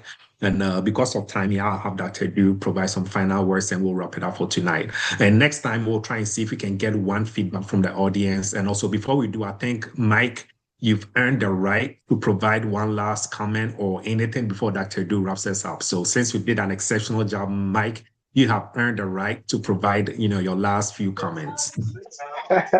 Well, thank you very much. I just want to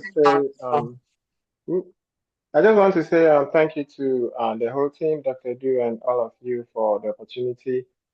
This is just rare, and not everybody will get this chance. So I just thank you for the opportunity provided.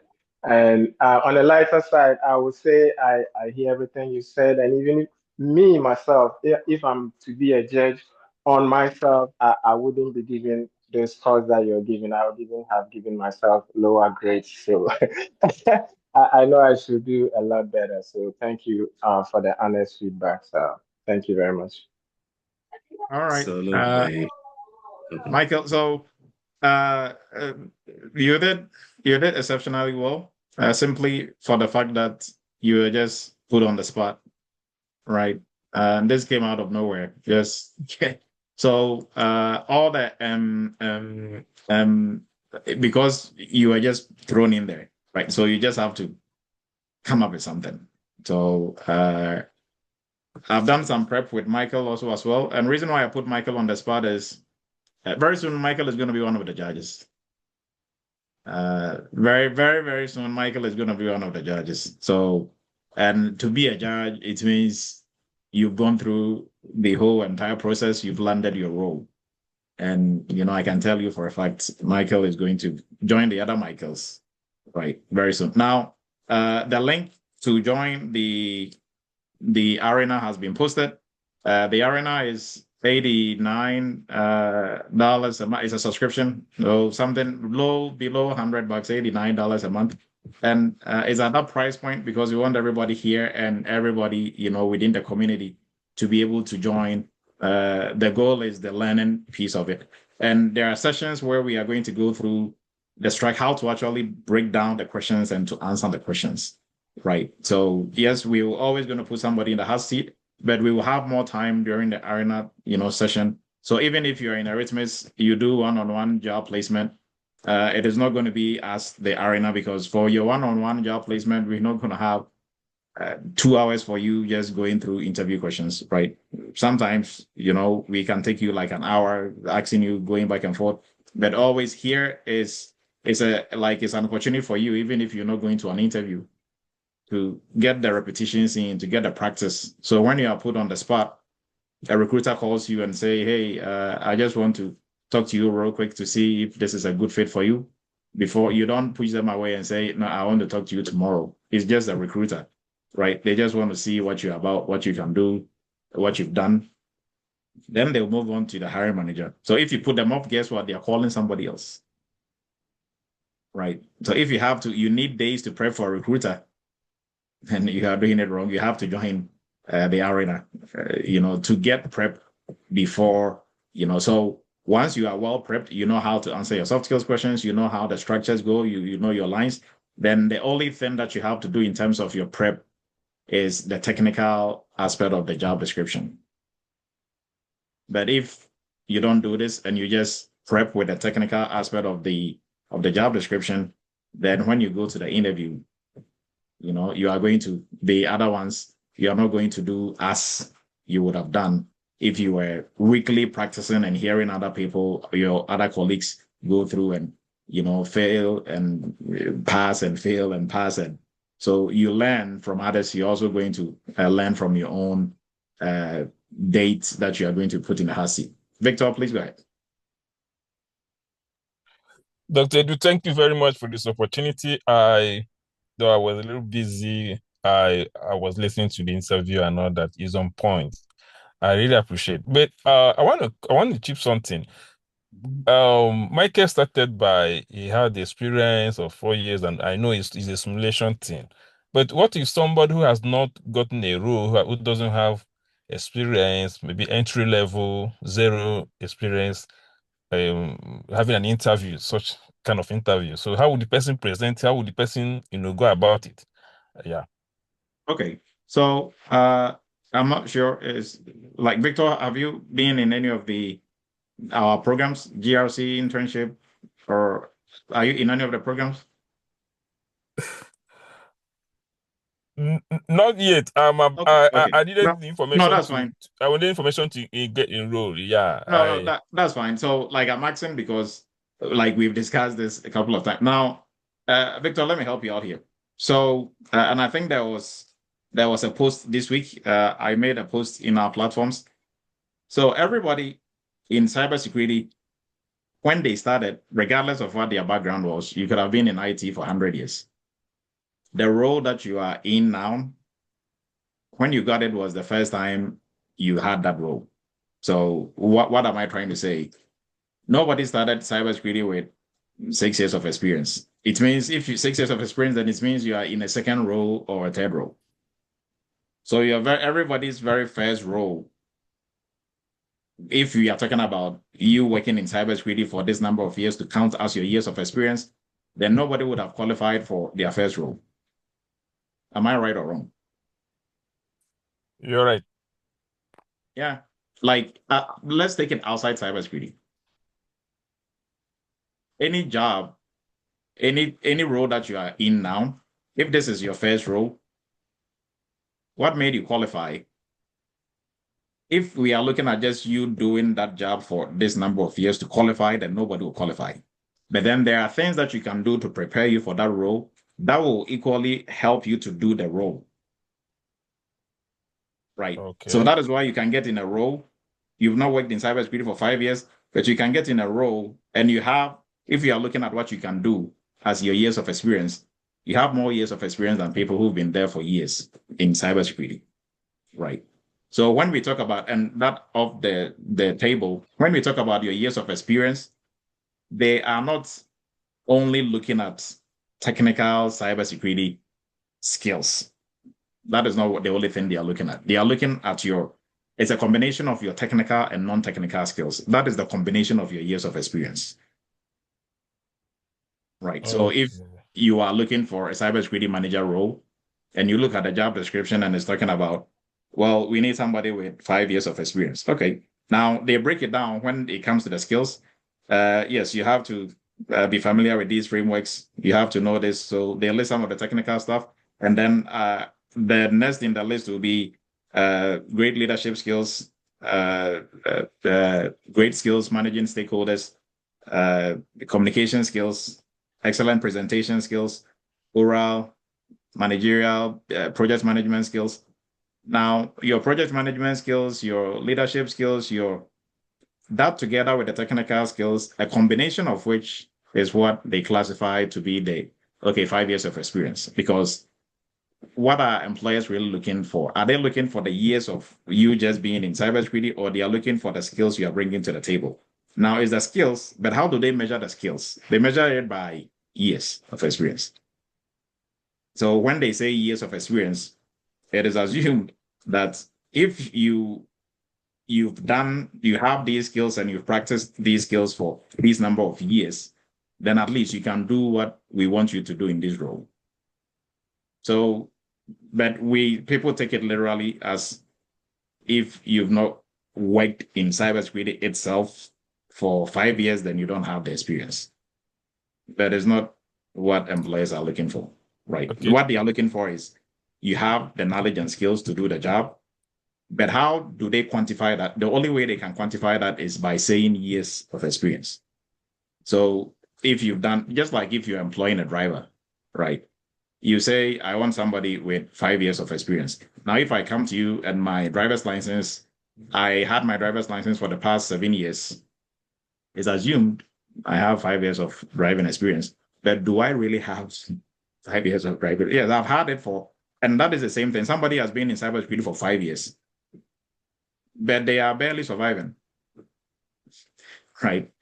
Somebody who is a student in cybersecurity can do more than somebody. So let's not get in that space of I have to work in cybersecurity for 5 years. Then nobody is qualified for any role in cybersecurity if we look at it that way, because the role everybody got in, that was the first time they worked. So maybe you had you were in IT before, so you did networking and some stuff. So other areas prepared you, and you added you did some training on top of that, and that is what you use as leverage to get in that role, and you were able to function in that role.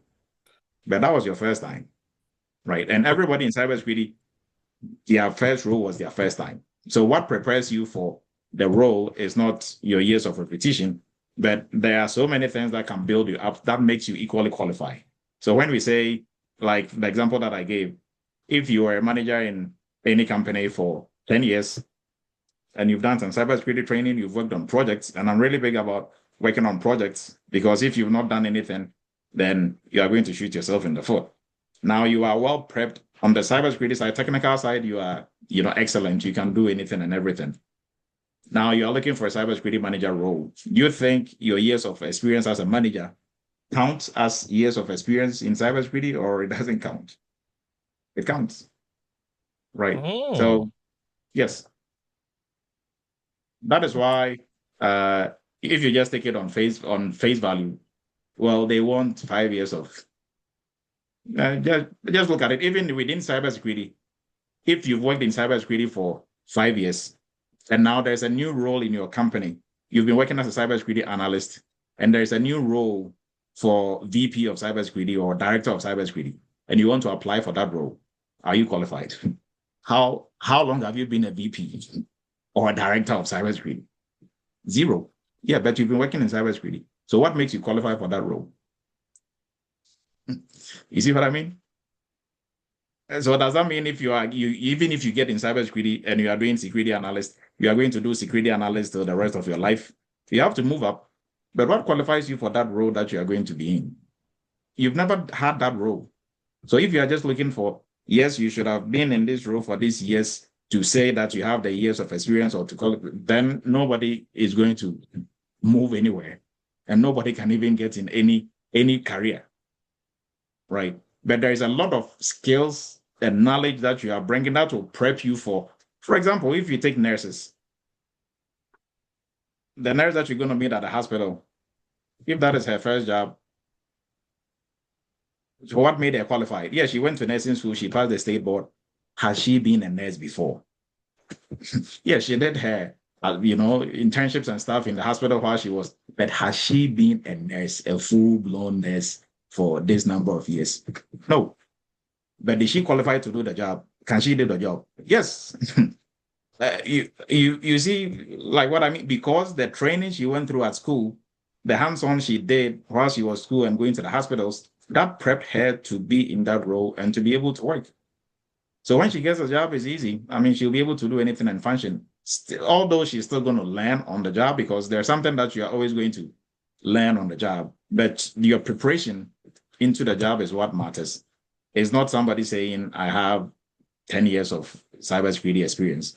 Somebody has 10 years of cybersecurity experience. You go to an interview with that person and they'll pick you over that person. So years of repetition, or even for folks, there are a lot of people working in cybersecurity here who can tell you somebody will be in a role, all they are doing is just one thing or two things. And if you continue to do that, you don't do any courses, you don't improve yourself, you get rusty, you forget your fundamentals, your basics. And when you have to go look for a new role, then it becomes a problem, right? It's like you never worked in cybersecurity. So Victor, that is how to think about it. Don't take it literal that when they say, well, 5 years, then, right. Yes, 5 years is a combination of your technical and non-technical. That is why, for everybody who's been to a cybersecurity interview on here, you can call my bluff. If it is just the technical that you are looking for, you should have the technical competencies of working in cybersecurity. Then why do they do soft skills interviews as well? If you pass the technical, then they should just give you the role. But you can pass your technical cybersecurity interview and still fail your soft skills interview. It means your years of experience you're looking for is not just technical. And the non-technical, you don't have to work in cybersecurity for 5 years to be a good manager, or to have a good presentation skills, or to have good communication skills. You can get that from anywhere, right? So hopefully that helps. Abdul, please go ahead. Thank you. Yeah, hello, good evening, everyone. Thank you, sir, for your clarification.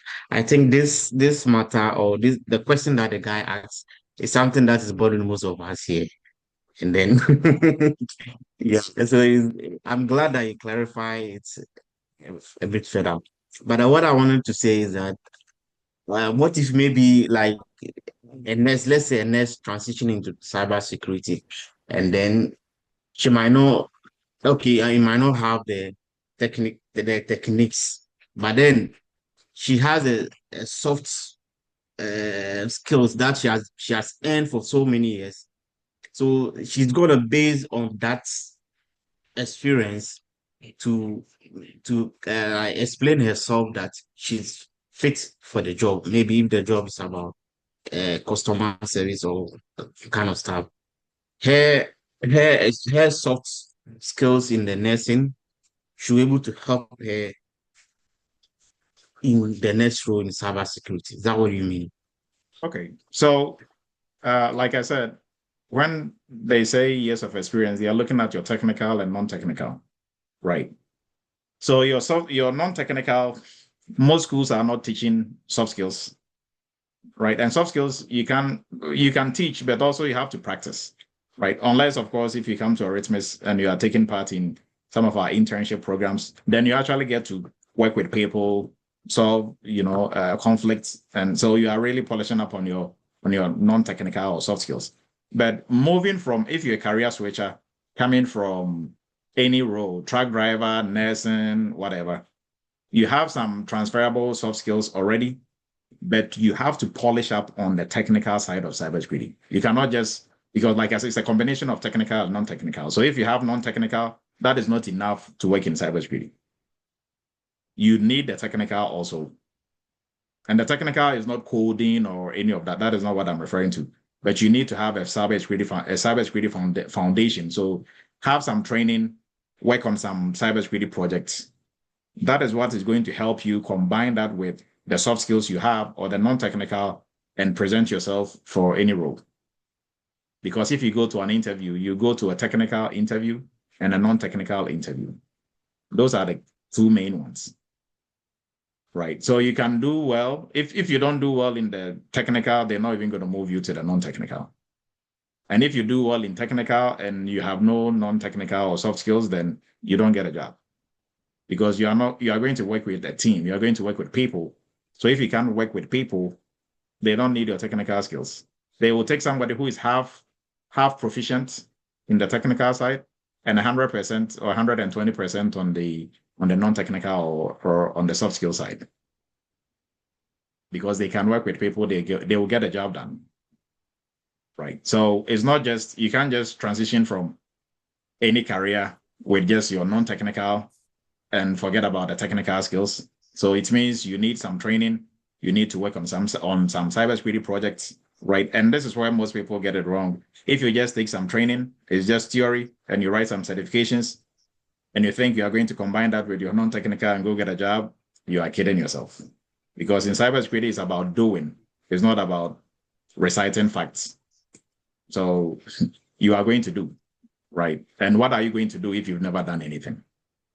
That is why we always keep stressing about hands-on, working on some projects, right? And working on some projects is not just using a tool to do a scan or any of that. It goes beyond that, right? Your actual work goes beyond the use of tools, right? So hopefully that helps.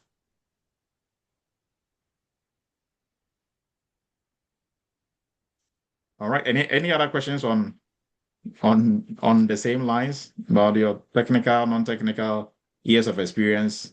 Abraham, please go ahead. Yes, good evening to everyone, and thank you, Dr. Edu.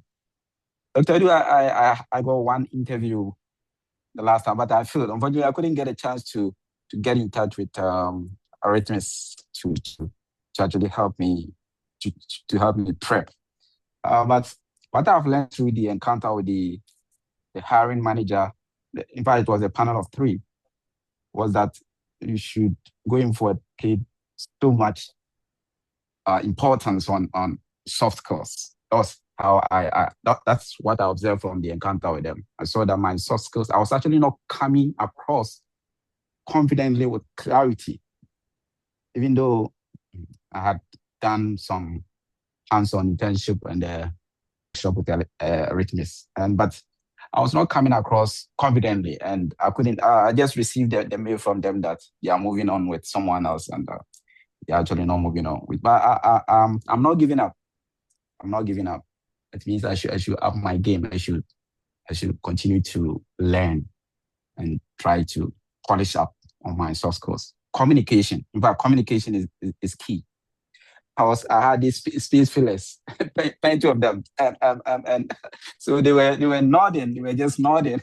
But in fact, when I recorded it, and then when I played back, I observed that I was actually not confident in that interview at all. And going forward, I should prep on my communication skills. And so this year, Interview Arena is going to go a long way to help people, especially those who be landing interviews in a short while. So thank you very much for this initiative. You're welcome, Abraham. And Hello. Yes, go ahead. Yeah. Go ahead. Yeah, good, Doctor. Like what he just said now, I think that is an issue. I have series of interview with confidence, and I do very well, but at the end of the day, they say move on with another person. So this one, that is why I came in.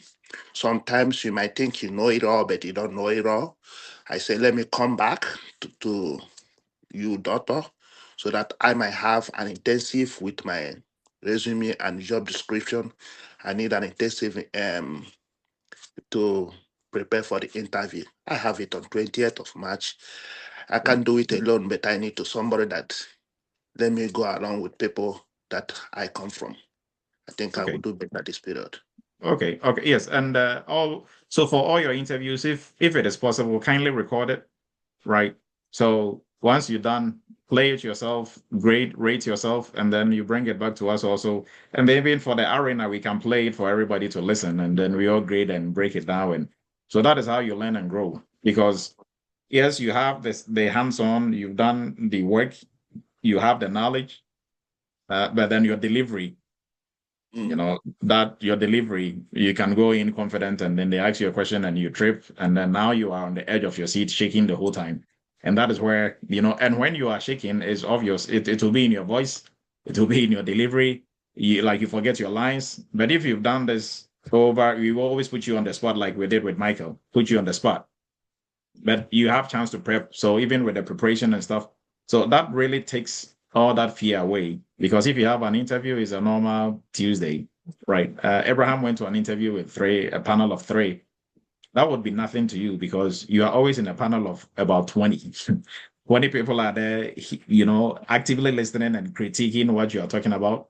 So if you go anywhere and it's even 3 or 4 or 5 panelists, it's really nothing much for an issue because you do this on weekly basis, right? So, and if you are in the Eretmis family, you've done any of our courses and training and you're experiencing any issues with interviews and stuff, don't do this alone. Don't try to do it by yourself. You have the resources, you have the people to help. So, and all these people are the mentors. All the mentors are all the judges are people who went through this and they are on the other side. So when they tell you, no, do it this way, do it that way, they've been there, they've done that. They've had a lot of no's and they polished up and they got a yes, right? And all with the help of Eretmis and all the other resources that we had. And they're also coming back as resources, right? So, and you're not going to have this anyway. You're not going to have this in college. You can go do a PhD, master's. You're not going to have this community anywhere and anywhere online with everybody selling cybersecurity, whatever, right? So take advantage of this. Use it. It is going to help you achieve your goal. And even when you do land your role, don't just disappear into the sunset and go hang out because now you have your money and stay within the community. That is how you grow, right? That is you learn more stuff, you grow. Because your goal is not to get 180, 150, 140 job and you're like, oops, that's it, I'm done. You can make 200, you can make 300. So don't just be too happy because you're 150. In 3 years, your 150 will be like 90K, right? So the goal is for you to grow. So in the next 4 years, 5 years, we have a lot of CISOs, a lot of director of cybersecurity here. And now we have a lot of managers where we want to hit directors, CISOs, right? That higher level. So when we meet as a community, there are a lot of, movers and shakers in the cybersecurity space also here as well, right? If there were any other questions, you can kindly bring it up before we wrap up. So the link has been posted. Yes, go ahead, Abdul. Please go ahead. Okay. I wanted to say that after your internship, and then maybe you write your paper. What next? What next should we prepare as a student? After internship, you are going to start applying to jobs. Oh, okay. Right. So even halfway, we encourage you to start applying halfway before we even finish. Okay. Yes. Okay. What about CV review? We have to the CV is part of it. Oh yeah. So like all that is done inside the internship before you are done. Yes. You're done. Okay. All right. Yes. Lama, please go ahead. Hi, Doctor. Do I have a question about the program membership? Yes. So how many interviews would be per month? Is it every Friday? We meet 4 times. Yes, no, it's going to be on Thursdays. Thursday 7 to 7:30, 7 to 8:30. Yes, every week. Okay, so every week there is a chance for whoever joined the program membership to be interviewed. Oh, yes. So let's say we are 20 in a group, we are 20 in the program, or even 100, right? Like the priority will be given to people who are going to interview that week or the following week. But then every week we will try to do at least one or two people will be in the hot seat, right? So, but for somebody going to an interview, everybody will have the job description. So, okay, this is how they prep, this is how they, and then we put them in the hot seat. But if there are no interviews coming up, then you can volunteer and say, hey, I want to be in the hot seat. And then we put you in the hot seat, right? So I know some people will be a bit, hiding behind everybody else for a little bit before they jump into the hot seat. But at least everybody will get their turn in the hot seat. Okay, great program, by the way. Like you said, I haven't seen this offered by anybody else, and it's something that a lot of us needed. So thank you for offering it. You're welcome. You're welcome, Lama. Dr. Matthew, please go ahead. Thank you, Dr. Adu. Another awesome moment again today. Actually, I couldn't join early enough because I was I was caught up in a couple of things here and there. It's quite interesting, and when I listened to the interview, I kind of picked up a couple of things that some time in the past I've been caught in. So when he was talking, I was actually assessing him from my own side here and waiting for the judges to, come up with the position. And one thing I got from here is the fact that there's a need for you to be voracious in your preparation towards the interview sessions. So it actually gave me kind of a prop towards what I'm going to be doing in the coming days. I'm not saying months, coming days. So once again, I say thank you for this. I would believe in that we're going to benefit, and everyone that comes on the platform, for this program, will truly benefit from that. Then that said, actually, I was supposed to have, I don't know, I was supposed to have a session with you yesterday, but I don't know what happened. It was a confirmed session, but for some reason, I waited for the call. The call didn't come through, and I didn't know whether to call. So I wasn't too sure if you were busy, so I couldn't have the session. So I don't know if at all something happened. If Right. someone want to take up. Oh, yeah, sorry. Mostly, like, the sessions are on Zoom, right? So mostly the Zoom session, like the Zoom will be open and popped up waiting. But mostly when you don't show up is when we call. But I was tracking your meeting, right? And I'm gonna get back to you. So we are going to discuss your needs for that specific meeting. But all the meetings, and sometimes people wouldn't get the Zoom link for whatever reason, maybe to go to their spam. But the meetings are always on Zoom, right? So, Okay. but we can also talk over the phone. But I will reach out to you, and we are going to talk. Okay, no problem. Yes. All right. So once again, thank you very much, Dr. Appreciate Oh, you. you're welcome. You're welcome, Dr. Okay. Machi. Okay. All right, Bye. everyone. Appreciate everybody's time. And Mike, this program is going to be, we are going to have all the judges, a whole variety of judges. Michael is going to be leading this. So we can't wait to have everybody together, and we'll probably start our first session is going to be on this coming Thursday, right? So the link has been posted.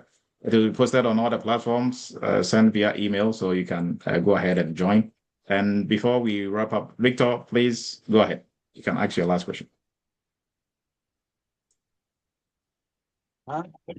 Thank you, Doctor. Please, I just wanted to give some space for other people to ask questions. For me to enroll for this program, when is it starting? Is it ongoing? How long and all that? So I'm sorry to ask it here. I don't know if I'm correct. So just... for the arena? No, for the GRC. Yeah, GRC. Oh, it's for 10 weeks. Is 4,500. We have other different installment payment options. And the first cohort, the current cohort, our first meeting is this Saturday. The next one is going to be starting, I think, 5th or 4th of May. So if you can join this one, then you can join the one coming up. No, I think it's 28th of May is when 28th of April is when the next cohort is starting. Right. So if you can join this one, then you can join that one. But this one, we started last week, but our first meeting is this weekend. So we meet on Saturdays, 10. Mostly the new classes are 10, and the seniors are pushed to the side. So they have some sleeping time before they join the Saturday sessions. Yes, but it's for it. This will go on for it goes on for 10 weeks, right? So it's project after project after project after project, and we expect you to come in with some background. That is why it is mostly if you are totally new, we encourage you to start from the entry-level course, build a foundation before you jump into the internship and workshop, right? But if you think you have what it takes, then you can jump into the internship and workshop, and it's project after project all the way through the 10 weeks, right? And then we help with the resume and interview prep, right? And then as well. But whilst you're in, you can still join the arena, polishing up and prepping yourself. So whilst you are gaining the knowledge and skill to be able to do the job, you're also polishing up on your delivery, right? Delivery, structuring your answers and all that. That is also very, very, very important because in your organizations, the people who earn more, they are not the most technical people. They are the people who can communicate well. They have really good soft skills. So here you are building your soft skills, public speaking, answering questions, thinking on your feet, right? Because even if you prep, we will ask you some questions that is going to be off the job description. So you just have to, be fast on that. It's like being part of a debate team. If you don't rehearse and practice and rehearse and practice, if you're actually going into any debate, your team is going to lose because you have to be able to think on your feet. And thinking on your feet doesn't mean you can't think or you're not a critical thinker. But if you've not practiced doing that, it doesn't come to you easy, right? So after the fact is when you're thinking, oh, I should have said this. To be too late after that, that will be when you are in your car going home, not during the interview, right? So hopefully that helps, Victor. And you can always schedule an appointment and do one-on-one. And we are going to discuss any needs. Okay, that's fine. I will do appointment one-on-one with you. Thank you so much. All right, you're welcome, Victor. And I appreciate everybody's time. Michael, any last words before we wrap up? No, that should be it for me. I don't know if that was for Michael and name. I think he already that talked is about for his you. last words. Yeah. So no, thanks everyone. The goal is to make sure we prep you all and bridge the gap between you and your next offer. So that's exactly what we are looking for, and that's our goal. And hopefully, we'll be able to achieve that. So yeah, get on board and yeah, let's get it started. We have a lot in store for you. Thank you and have a good evening. All right, everyone. Have a great and wonderful weekend. And we are going to meet next week, same time for Cyber Chat. But Arena starts on Thursday, 7 p.m. Eastern. Have a wonderful weekend, everyone.